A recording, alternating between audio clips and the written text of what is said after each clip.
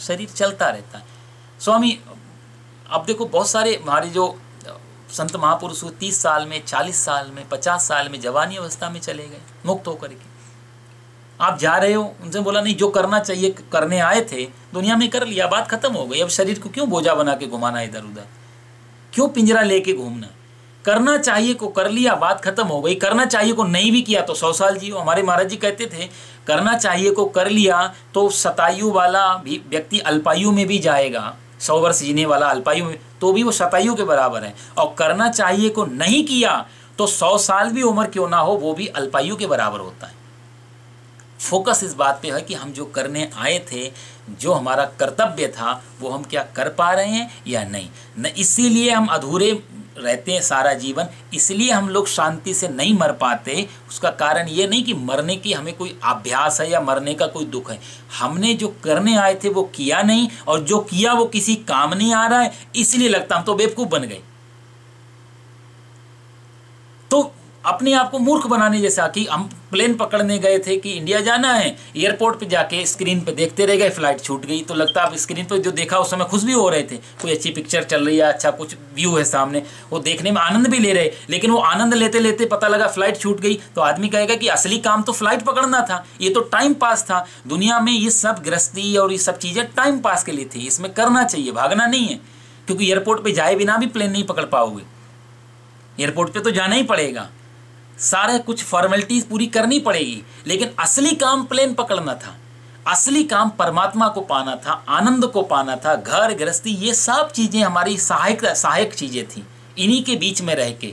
अब आदमी सोच ले कर्म छोड़ दें, संसार छोड़ दें, और तब ये चीज़ें हम क्वेश्चन करते हैं कई बार लोग कि हम अच्छे काम करने जाते हैं लेकिन करे कैसे, इतनी बाधाएं हैं, इतने बुरे विचार। महात्मा गांधी के पास एक आदमी गया, महात्मा गांधी से उसने कहा कि बहुत बुरे बुरे विचार आते हैं मन में, मैं किसी का कुछ बिगाड़ना नहीं चाहता हूँ, कर्म से भी मैं अपने आप को बहुत संभाल के रखता हूँ, बुरे विचार जाते नहीं, कोई जरा भी आगे बढ़े ईर्ष्या जलन द्वेष अंदर आता, कैसे मिटाऊँ इसको, मैं चाहता नहीं किसी का बुरा। और हम सब लोगों में भी ये प्रवृत्तियाँ होती हैं, हम सही में यदि होश से बैठे तो हम नहीं चाहते किसी का बुरा हो।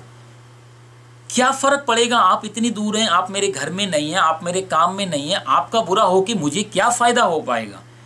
लेकिन फिर भी कई बार ऐसी विचारधारा आती है इंसानी दिमाग में कि वो खुश व्यक्ति को नहीं देख पाता, मुश्किल खड़ी होती है, या तो अपने दुख के साथ तुलना होती है, और या फिर हम उस सुख तक नहीं पहुंच पा रहे इसलिए तुलना होती, जो भी कारण रहते हो। आदमी ने कहा कि मैं करना नहीं चाहता हूं किसी का बुरा, पर बुरे विचार आते, क्या करूं। महात्मा गांधी ने उसको एक माला दे दी, काले भगवान का भजन किया कर, राम राम जपा कर इससे। वो आदमी ने माला ले ली, राम राम जपने लगा बेचारा। 2 4 8 10 दिन 15 दिन के बाद फिर नजर आया वो। तो महात्मा गांधी ने उससे कहा कि तेरे को माला दी थी वो कहाँ गई गौमुखी, वो माला उला तूने कहा। उस आदमी ने कहा महाराज क्या करूं, मैं राम राम जपता रहता हूँ, बुरे विचार तो फिर भी जाते नहीं, वो तो आते ही रहते हैं। 3 4 5 दिन मैंने जपी माला, पर बुरे विचार आना बंद नहीं हुए, इसलिए मैंने माला छोड़ दी। महात्मा गांधी ने कहा कि अरे एक बात बता, तुझे छोड़ना क्या था, बुरे विचार? तो तूने बुरे विचार नहीं छोड़े, छोड़ दिया अच्छा विचार माला। अरे कम से कम छोड़ने आया था तो बुरे विचार तो नहीं छूटे, एक अच्छा काम चल रहा था वो तूने छोड़ दिया। हम लोग भी ऐसा ही करते हैं कि अच्छे काम से हमें फल नहीं मिल रहा तो अच्छा काम छोड़ देते हैं, लेकिन बुरा काम नहीं छोड़ पाते। भाई निंदा करने के लिए, चुगली करने के लिए, क्रोध करने के लिए बुरे काम कर कौन प्रेरित कर रहा है। लेकिन अच्छा काम लंबे समय तक नहीं हो पाता यदि उसका परिणाम नहीं दिखाई देने लगे तो। गांधी कहते हैं छोड़ना चाहिए था, बुरे विचार छोड़ दी तूने, माला कहाँ से तेरा इलाज होगा, वहीं से तो सारा निकलना था, आज नहीं कल उससे निकलना था। लंबी बीमारी है, लंबा इलाज चलेगा। हम लोग सब शॉर्टकट में जीने वाले लोग हैं, अभी खाओ अभी पता लगना चाहिए। एलोपैथी की इतनी डिमांड है, उसका कोई कारण ये और नहीं है, यही कारण है, तुरंत लाभ दे जाती हो। आयुर्वेदिक, होम्योपैथी, नेचुरोपैथी, इन सब में बहुत स्लो है। इतना टाइम, इतनी फुर्सत, इतना पेशेंस किसके पास है? इतना स्वस्थ होकर के जीने के तो नहीं, इतना काम चला लेंगे। तो मीठा चलता रहे, इंसुलिन चलती रहे, हमारा जीवन चलता रहता है उसमें। कंप्रोमाइजिंग लाइफ जो हम लोगों ने बना रखी। भगवान अर्जुन से कहते हैं, अर्जुन कर्म किए बिना तू ठहर नहीं सकता, कर्म किए बिना तू रुक भी नहीं सकता, लेकिन कर्म के अंदर से सिर्फ कर्तापन को तू निकाल दे। मैं युद्ध कर रहा हूँ, यदि तू इसको छोड़ देगा तो तेरे अंदर जो ये भावना आई है कि मेरे मर जाएंगे, और तो जब तेरे अंदर मैंपन खत्म हो जाए, तू ही युद्ध नहीं कर रहा है, तू नहीं मार रहा है, ये धनुष बाण सब चल रहे हैं, सब ऑटो मोड पे दुनिया पड़ी हुई है, तो फिर तेरे को लगेगा कि जैसे एक प्रोजेक्शन हो रहा है। पर्दा, जब आप जाते हो हॉल में, फिल्म शुरू होने से पहले हम पर्दा देखते हैं, पर्दे में कुछ भी नहीं होता, सफ़ेद पर्दा, खाली पर्दा, कुछ भी नहीं है। लेकिन जब फिल्म स्टार्ट होती है तो आप आग भी जलती है उसमें, लेकिन पर्दा तो नहीं जलता। उसमें गाड़ियाँ भी चलती हैं, पर्दे में कोई हलचल नहीं है। उसमें नायक नायिकाएं झूम रही हैं, गाना गा रही हैं, जंगल पहाड़ कितने देर से एक पर्दे में दिखाई देते हैं हमें। मज़े की बात, तो जो आदमी ने कभी फिल्म नहीं देखी, जो कभी इस दुनिया से, जो वो तो कहेगा इस समय पर्दे में ही सारा जादू है। लेकिन जो जानकार लोग वो कहेंगे नहीं, पर्दा तो अभी भी खाली है, ये सारा प्रोजेक्शन पीछे से हो रहा है। इतना ही अंतर है दुनिया का। दुनिया दिखाई देने के लिए सामने देखना पड़ता है, दुनिया में जो चल रहा है उस चलाने वाले को देखने के लिए पीछे देखना पड़ता है। प्रोजेक्टर पीछे होता है, प्रोजेक्शन आगे होता है। हमारी नज़र सदा प्रोजेक्शन पे होती है, इसलिए बुद्धि कंफ्यूज रहती है, इसलिए भ्रम में रहती है। यदि हम प्रोजेक्शन को ना देख करके, हम पर्दे को ना देख के, हम प्रोजेक्टर को देख लें, दुनिया को ना देख के परमात्मा को देख लें, अर्जुन की पीड़ा जो है मैं मार दूंगा ये ना देख के, ये मरेंगे ही, मेरे द्वारा परमात्मा मरवा रहा है, ये कर्म कर, इतना फर्क पता लग जाए, वो प्रोजेक्टर को देख ले। मजे की बात, यहाँ प्रोजेक्टर ही इसको समझा रहा है, तो प्रोजेक्शन पे ध्यान मत दे। अर्जुन के पास प्रोजेक्टर खड़ा हुआ है, अर्जुन प्रोजेक्टर की बात नहीं मान, प्रोजेक्टर कह रहा है ये सब मेरे से ही चित्र निकल रहे हैं, तू पर्दे को फोकस मत कर, ये सब मेरे ही गर्भ से सारे, ये जितनी भी तस्वीरें तुझे दिखाई दे रही हैं वहाँ कुछ भी नहीं है। यदि मैंने अपना प्रोजेक्टर बंद कर दिया, पर्दा खाली दिखाई देगा। ये दुनिया सही में कुछ भी नहीं, ये सब रिफ्लेक्शन है प्रोजेक्टर के, प्रोजेक्शन का। सत्य दिखाई देता है, झूठ नहीं दिखाई देता। तो जैसे हम मूवी में समझ जाते हैं, इसी प्रकार से दुनिया का सब प्रोजेक्टर कहीं और लगा हुआ, दुनिया और कहीं से। भगवान के तेरे बिना ये मरेंगे, आज नहीं तो कल मरेंगे, तू इनको मरते हुए नहीं रोक पाएगा कभी भी। लेकिन तूने युद्ध छोड़ दिया तो कहीं ना कहीं तेरा कर्तव्य कर्म से भाग जाना तेरे लिए पापी, तू पापी बन जाएगा। इन्हीं अर्थों में यहाँ तो कहीं ना कहीं ये भी देखा जाए तो भगवान कहते हैं कि कर्तव्य कर्म को छोड़कर जो भागता है वो पाप है, और कर्तव्य कर्म को जो कर लेता है वो पुण्य है। सदना कसाई मांस बेचता है, रैदास मांस बेचते हैं, कबीरदास कपड़ा बुनते हैं, बाकी सब लोग कर्म कर रहे हैं। वो कर्म करते करते भी वो भूल ही गई कौन सा कर्म है। एक कर्तव्य कर्म है, परंपरा कर्म है, वंश परंपरा का कर्म है मैं कर रहा हूँ, और एक तरफ मनोवृत्ति हटाई है ना, लॉस और प्रॉफिट दोनों चीज़ों को साइड में रख दिया है। अब कर्म चल रहा है, सिर्फ कर्म बचा है, कर्ता नहीं बचा है, कर्म बचा है वहाँ पर, फिर कोई दोष नहीं। तो कर्तव्य कर्म को करना सबसे बड़ा पुण्य, और कर्तव्य कर्म को छोड़ के भाग जाना सबसे बड़ा पाप। कर्तव्य कर्म को करना ही शांति, कर्तव्य कर्म को करने से भाग जाना ही अशांति का लक्षण है। भगवान कहते हैं कि तू यदि कर्तव्य कर्म को कर लेगा अर्जुन, तेरे आगे जो कर्तव्य है, क्षत्रिय धर्म जो है तेरा, उसको निभा लेगा, परम शांति में चला जाएगा। और यदि तू इसको नहीं निभाता है तो फिर तुझे कभी भी जीवन में शांति नहीं मिलेगी। अगला श्लोक हम लोग लेते हैं, टाइम काफ़ी हो रहा है। छठा श्लोक है, कर्मेन्द्रियाणि संयम्य या आस्ते मनसा स्मरन् इंद्रियार्थान् विमूढ़ात्मा मिथ्याचारः स उच्यते। कर्मेन्द्रियाणि संयम्य या आस्ते मनसा स्मरन् इंद्रियार्थान् विमूढ़ात्मा मिथ्याचारः स उच्यते। भगवान कहते हैं, हे अर्जुन, जो कर्मेंद्रियों से हठपूर्वक, कर्मेंद्रियों को हठपूर्वक रोक लेता है संयम में, यानी कि कर्मेंद्रियों को जो संयम में रखता है, रोकता है, और मनसा इंद्रियार्थान स्मरण, मन से उन इंद्रियों का चिंतन करता रहता है, या आस्ते मनसा स्मरण विमूढ़ात्मा सा विमूढ़ात्मा मिथ्याचारा उच्यते। बड़ी सुंदर भगवान ने यहाँ क्रांतिकारी बात कही। एक तो गीता इतनी अपने आप में अद्भुत है, कोई भी श्लोक पढ़ने जाओ तो इतना गहरे अर्थ हैं और इतने सदाबहारी, कहा जाए तो इटर्नल, हर समय जो काम आने वाले। कोई भी ऐसा श्लोक नहीं है, ऐसी बात नहीं है जो 5000 साल पहले कही गई अब यदि नहीं हो रही हो। भगवान ने गीता को जितना पास्ट में रखा है उतना ही प्रेजेंट में, उतना ही फ्यूचर। ये गीता पूरा दुनिया जब तक रहेगी तब तक गीता काम आएगी।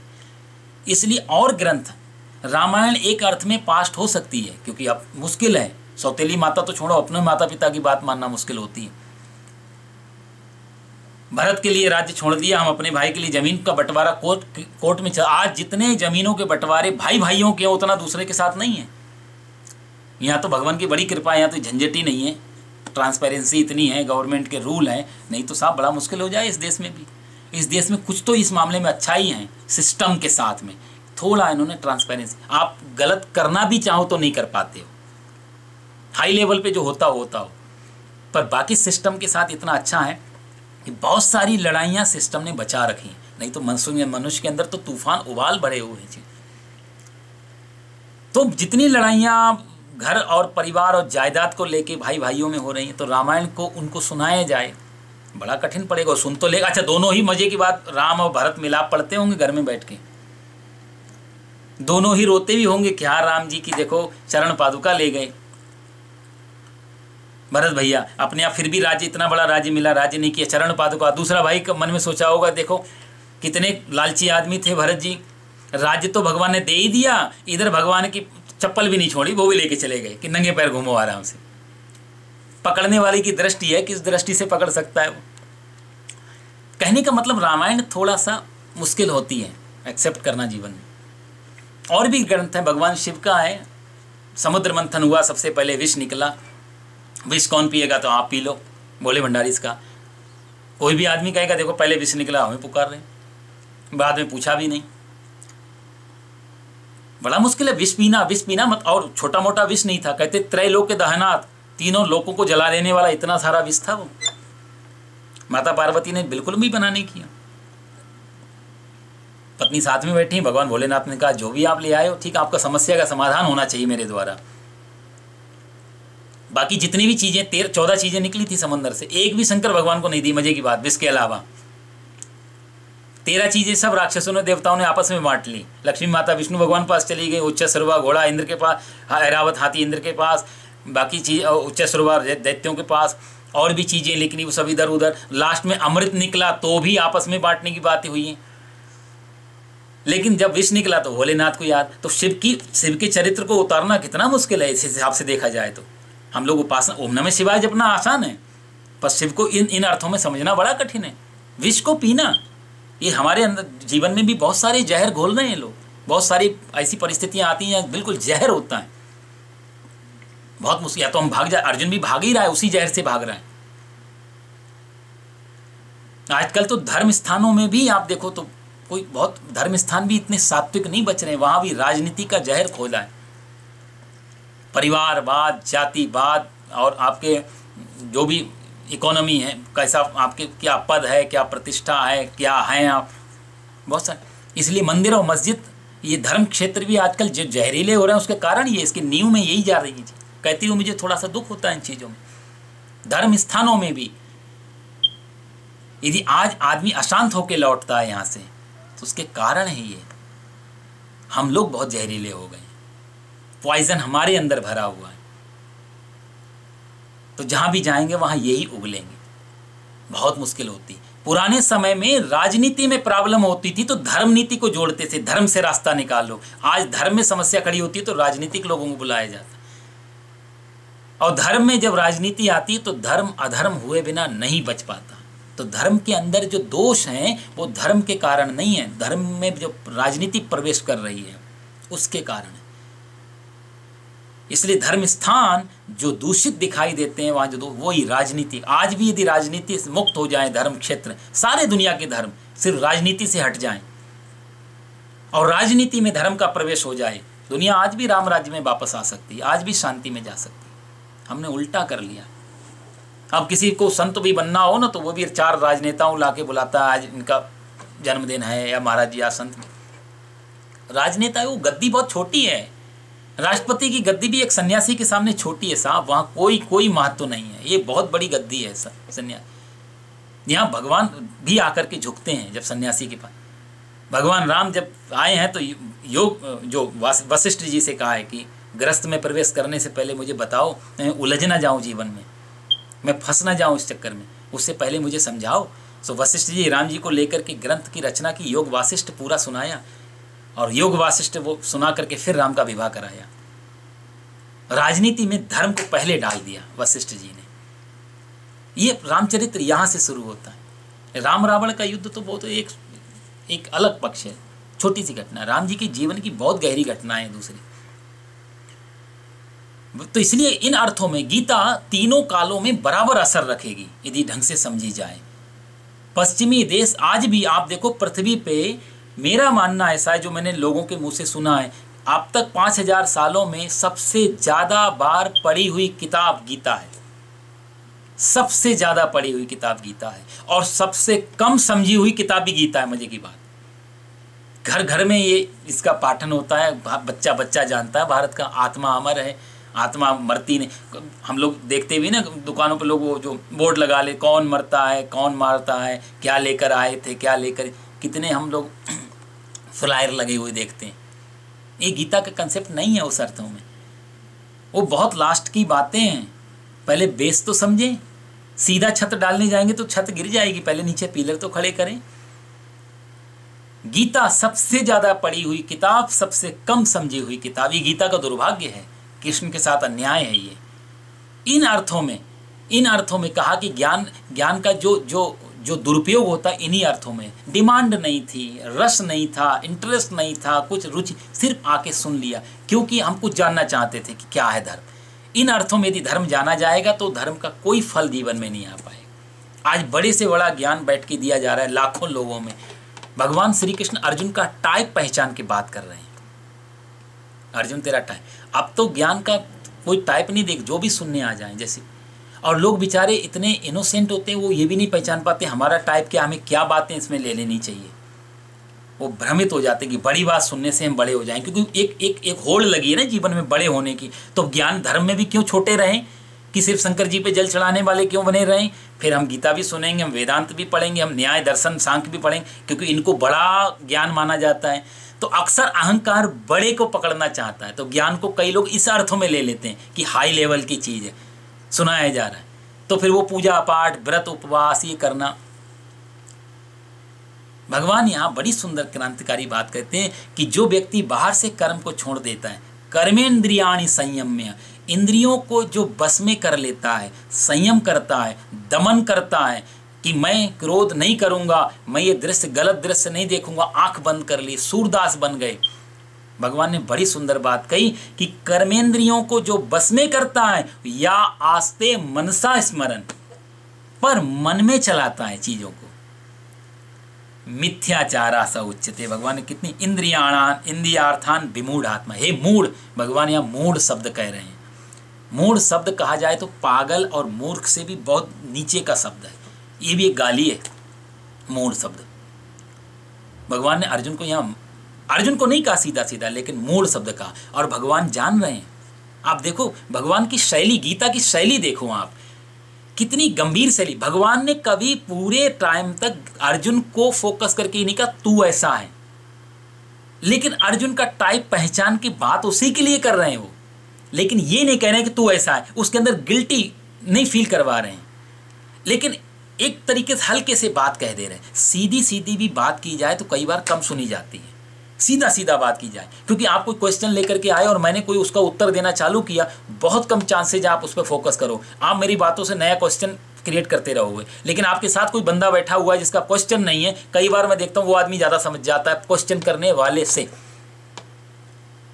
कारण क्या है कि सीधी सीधी बात मुश्किल से सुनी जाती है। भगवान इनडायरेक्टली अर्जुन को बता रहे हैं, सीधा नहीं कह रहे हैं कि तू मिथ्या है, तू मूढ़ है, तू मूर्ख है। यहाँ पे भगवान कहते हैं जो आदमी कर्मेंद्रियों को, जो हाथ पैर नाक कान आदि जो कर्मेंद्रियां हैं शरीर में, इनको जो संयम कर लेता है और इनको रोक लेता है और अंदर अंदर सोचता रहता है उनके बारे में, ऐसा आदमी मूर्ख है और मिथ्याचारी है। कितनी गहरी बात। इसलिए भगवान कहते हैं कि इससे अच्छा तो तू कर ही ले, क्योंकि तू स्टोर कर रहा है अपने अंदर उन चीजों को, तेरी देखने की इच्छा है, तो फिर आंख बंद कर रहा है। अरे मजे की बात है, आंख को मालूम है मेरे को क्या देखना है, आंख के पार कोई अपनी नॉलेज है? आँख के पास कोई दिमाग है कि मेरे को क्या देखना है? आँख के पास कुछ भी नहीं है। आँख एक सिस्टम है, आँख एक ऑर्गन है, आँख एक उपयंत्र है।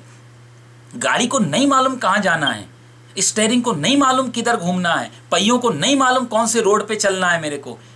ड्राइवर तुम हो, तुम गाड़ी को समेट के गैराज में भर रहे हो, गाड़ी को दबा रहे हो कि गाड़ी यदि गाड़ी खुली रहेगी तो चल देगी, ऐसा उल्टा। असली चीज ड्राइवर का है। ड्राइवर किधर ले जाना चाहता है, किधर मोड़ना चाहता है। भगवान ड्राइवर पे को चोट कर रहे हैं, अर्जुन का फोकस गाड़ी पे है। भगवान कहते हैं इंद्रियों को कुछ भी पता नहीं है। मैंने आपको एक भजन सुनाया था, बता तेरे मुख को कौन खोलता है, तू बोलता है या मुख बोलता है, मैं की आवाज आती कहां से। मुख को क्या मालूम क्या बोलना है। इसका मतलब सारी इंद्रियों के पीछे एक ऐसा ड्राइवर बैठा हुआ है जो इन इंद्रियों से काम ले रहा है, जिसकी डिमांड आती है और आँख के पास कि अच्छा सा दृश्य देखना है, आँख खोलो, और हमारी आंखें बड़ी बड़ी हो जाती हैं, सामने दृश्य दिखता है कुछ। तो आँख, फिर भी आँख पे कोई फर्क नहीं, आँख सिर्फ दिखा रही है सामने जो चीज़ है। आँख से आनंद लेने वाला पीछे कोई चीज़ बैठी हुई है। वो अर्जुन से कहते हैं कि तू कर्मेंद्रियों को मत जोड़, तू भागेगा पैरों से, तू हाथ पैर से धनुष बाण छोड़ देगा, इतना ही करेगा। तू कर्मेंद्रियों को युद्ध करने के लिए तू सोच रहा हो कि मैं हाथ ही नहीं चलाऊंगा, बाण ही नहीं चलाऊंगा, युद्ध नहीं होगा, तो तू सिर्फ हाथ को रोक सकता है। लेकिन पीछे मन में जो युद्ध की अभिलाषा थी, मन में जो तेरी युद्ध, उसको कैसे रोकेगा। और बाहर का युद्ध इतना खतरनाक नहीं है जितना अंतर युद्ध खतरनाक है। तू अंतर युद्ध करेगा, फिर अपने साथ युद्ध करेगा तो सुसाइटल हो जाएगा, तू सिजोफ्रेनिक हो जाएगा, अपने आप से लड़ेगा। फिर बाहर की लड़ाई छोड़ के तू अपने आप से लड़ेगा और अंतर द्वंद्व बहुत खतरनाक स्थिति हो जाती। तो वो सिजोफ्रेनिया से बचाने के लिए भगवान कहते हैं कर्मेंद्रियों को मत छू। कर्मेंद्रियों पे संयम रखने की जरूरत नहीं है, कर्मेंद्रियों को जो चला रहा है उसको पकड़। एक कहानी मेरे को याद आ रही है। दो बौद्ध भिक्षु एक नदी पार कर रहे थे। शाम का समय हो गया, नदी के किनारे खड़े हुए हैं, बाहर पार करना चाहते हैं। जैसे पार जाना चाह रहे थे, उनको लगा एक युवा स्त्री, वो भी सामने वाले गांव में रहती थी, फंस गई बेचारी नदी की इस तरफ। वो भी पार जाना चाहती थी, पर नदी का बहाव, शाम का टाइम, रास्ता क्लियर नहीं, पानी में कैसे जाएं, बेचारी कंफ्यूज थी। एक भिक्षु ने देखा, उसने बोला आपको पार जाना? बोला हाँ। बोला मेरी पीठ पे बैठ जाओ। उस स्त्री को उस भिक्षुक ने अपनी पीठ पे बिठा लिया और पीठ पे बिठा करके नदी पार। अब जो दूसरा भिक्षुक था वो चिढ़ने लगा, रे बुद्ध ने मना किया है इस काम के लिए, ये तो गलत बात है, स्त्री का स्पर्श भी नहीं, ये ऐसा, ये तो तू परंपरा तोड़ रहा है, ये हमारे मठ की परंपरा नहीं है, हमारे धर्म में ऐसा नहीं लिखा। उसने किसी सुना नहीं, पीठ पे बिठाया, नदी पार करवाई। पार उतरने के बाद दोनों पार गए। अब एक चिढ़ते जा रहा है, नदी पार हो रहे हैं दोनों लोग। एक शांत, जिसकी पीठ पे बैठी है स्त्री वो शांत है भिक्षु, जिसकी पीठ पे नहीं है वो चिढ़ा जा रहा है, जला जा रहा है, भुना जा रहा है। मजे की बात क्या कि वो क्यों चिढ़ रहा है, यानी एक तो उसके अंदर, या तो उसके अंदर लालसा होगी मेरी पीठ पे होनी चाहिए थी, और या फिर उसको ये सब चीजें दिखाई देती होंगी कि कहाँ कहाँ दोष है। दोष दृष्टि में तो दोष होता है साहब, विचारों का ही तो दोष है, नहीं तो कोई भी चीज बुरी नहीं है। चश्मा पे